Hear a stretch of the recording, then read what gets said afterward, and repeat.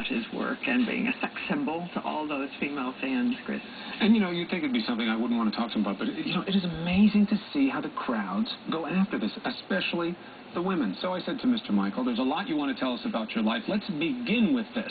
How is it that all these women just simply die for you, even 20 years later? Take a look at what he said.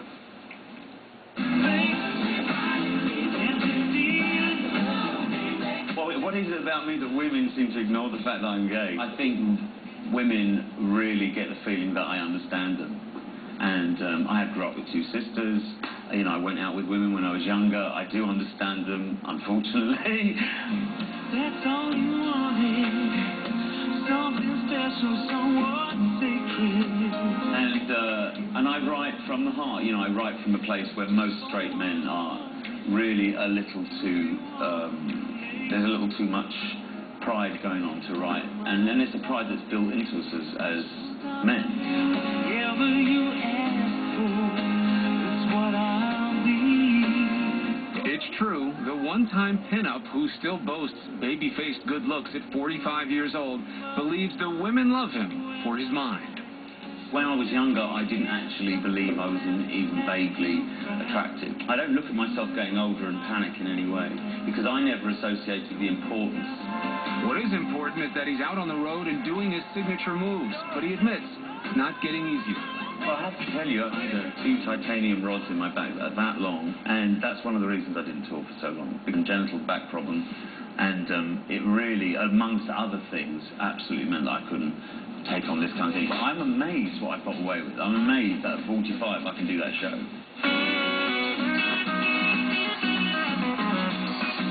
And in many ways, at 45, George Michael's life is better than ever. After losing the 2 people he loved most in his former partner and his mother, George Michael has love in his life once again, and his name is Kenny. Well, for Kenny, you know, saved my life, I think. Love can do that. Yeah, well, absolutely. I think hope, you know, but also just someone to hold you when you absolutely see no point to anything, you know. You're kind of hopping around on one leg, waiting for somewhere to put the other one, you know. And I felt like that for a good 8 years, 9 years. Texan Kenny Goss. The two split their time between Dallas and London. That's right, George Michael has been living in Texas for years. Do people give you double takes all the time, walking around in Dallas? No. One day last year I was leaving Dallas Airport and I was sitting in the middle of the McDonald's, right? The one that's not even enclosed, it's just out in the middle of the airport. I'm sitting in the McDonald's. It was incredible. I was standing there and absolutely no one was hassling me. A domestic tranquility he's never known. But as for moving from couple to family, not so fast. How about any kids? Thought about that when I was younger, have dismissed it now because I've lived such a ridiculously free life that I think I would be a responsible but miserable parent. I think once I decided to have a child, it would have to be the most important thing in my life, which would make me very miserable at this stage. Because I'm 45 and I'm very spoiled. I do look at the future and think, you know, because I don't have nieces and nephews, because that's when parents get their reward. That's what keeps them going. That's what keeps them alive. So for him, it is his work that motivates. And there is no shortage of that. Mr. George Michael! Aside from the tour, we saw him as a guest on American Idol. The American Idol appearance was huge. Hugely disappointing. Why? Because I had a cold.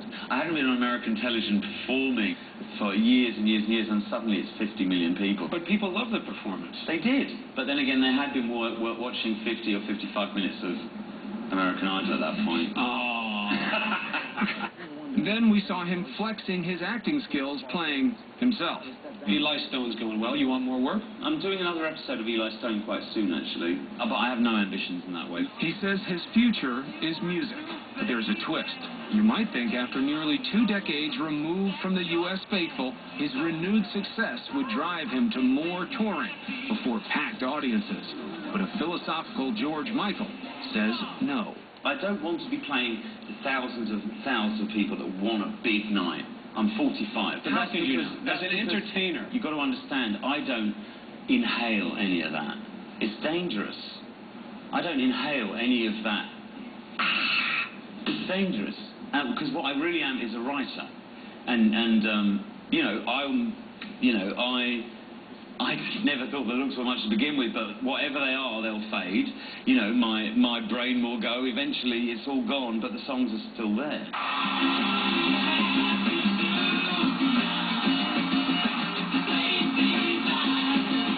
So none of this, even though I think the most important thing I do, even though they have one fantastic night at a concert, you give people music for years and years when you write. You tie yourself more than one night. You tie yourself to big events in their lives. You tie yourself to their childhood and their growing up, and it's a real privilege.